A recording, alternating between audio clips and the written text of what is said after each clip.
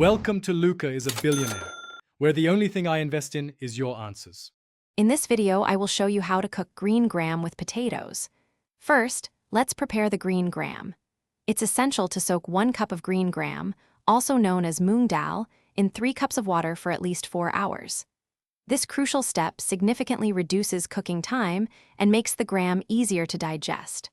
Once soaked, remember to drain it thoroughly before moving on to the next stage. Now that your green gram is perfectly soaked, it's time to cook it.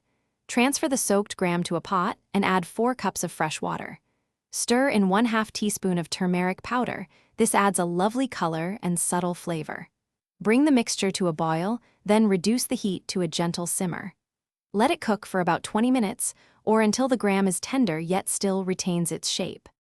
When performing a link summon, the link rating of the monster you're summoning dictates the number of materials required.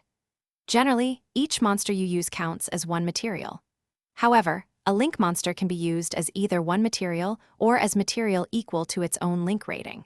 For instance, to summon a link 4 monster, you could use 4 non-link monsters, or a link 3 monster and 1 other monster, or 2 link 2 monsters.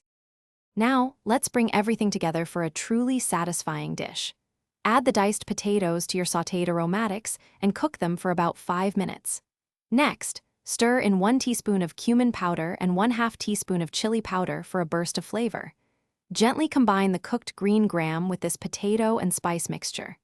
Simmer for 10 minutes, then garnish generously with fresh cilantro and serve your delicious meal hot. Thanks for watching and please subscribe. It's the best investment you'll ever make.